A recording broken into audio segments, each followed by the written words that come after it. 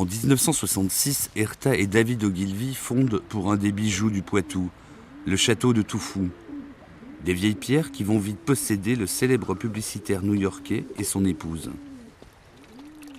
David voulait venir acheter une maison en France parce qu'il adore la France. Bien.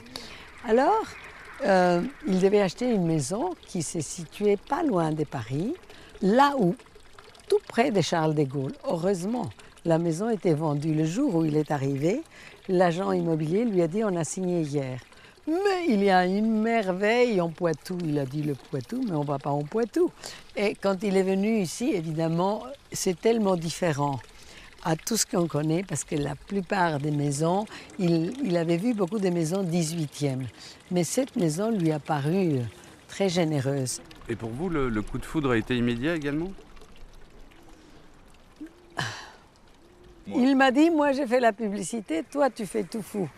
Alors, je ne savais pas dans quel métier je rentrais, car en vérité, faire Toufou veut dire beaucoup de dossiers, beaucoup d'appels d'offres, beaucoup de tristesse parce qu'encore un mur s'est effondré. Donc ça vous prive de certains voyages et des escapades à Paris parce qu'on est là tout le temps, on est cloué. On appartient à la maison finalement.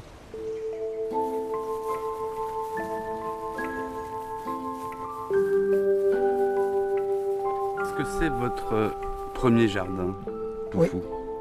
Oui, moi je viens du Mexique. Au Mexique, c'était pas le jardin, on était dans l'eau, à la mer, à faire de la voile, à l'école, à l'université. Non, c'est mon premier jardin. J'ai planté ces jardins il y a 6 ans maintenant. J'ai perdu mon mari il y a 10 ans.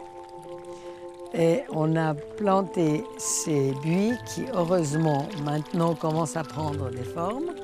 Au début, c'était un peu tristounet, comme tous les nouveaux jardins, jeunes jardins. Ce jardin, quand il est bleu, est magnifique. Magnifique. C'est pas moi qui l'ai dessiné, c'est un architecte. C'est une réussite grâce à cet homme qui s'appelle Paolo Perone.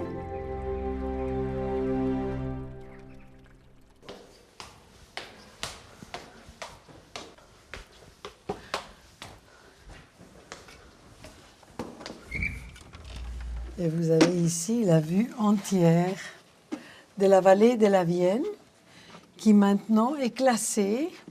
J'ai mis 28 ans à réussir ce classement, mais nous avons pu protéger maintenant cette vallée sur une dizaine de kilomètres, ce qui est heureux parce que le site est extraordinaire. On peut s'amuser avec un jardin. On peut aussi s'y réfugier. En achetant Toufou, David Ogilvy achète aussi un moyen de fuir New York et son agence de publicité qui inspirera bien plus tard la série télévisée Mad Men. Je crois qu'il était tellement content de quitter Madison Avenue où il travaillait comme les publicitaires, pas comme les Mad Men qui disent qu'on ne faisait que boire tout le temps.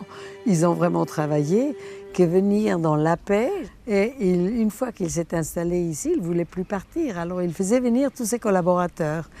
Le résultat est qu'ils continuent à venir. Ils ont des conférences ici, ils viennent travailler à Toufou.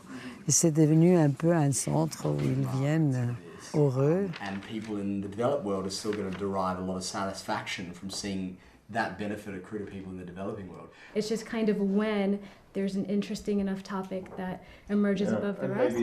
Qui sont dans une espèce de paradis où, quand les grilles se ferment, c'est un monde à part, où ils ne sont pas dérangés par rien, que leurs idées, et les gens qu'ils rencontrent et les idées qu'ils doivent développer, est un endroit idéal.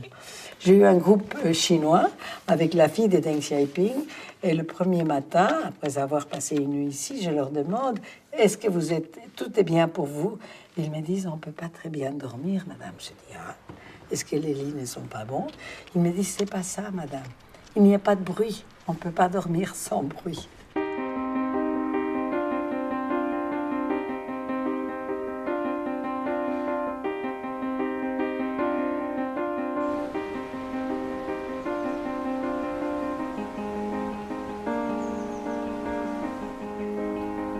Mon mari est mort d'Alzheimer.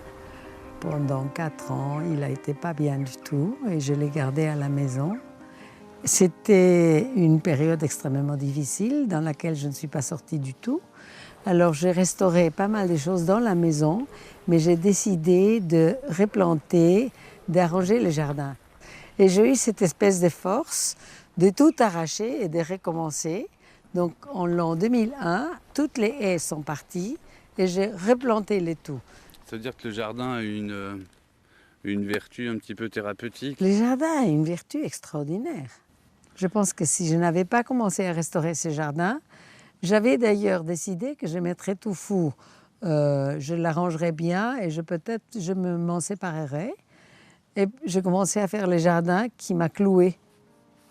Parce que tous les ans, tous les mois, on veut voir si ça marche, si ça meurt, si ça grandit. Et puis, il y a aussi un moment, à un certain âge, où il faut décider ce que l'on veut.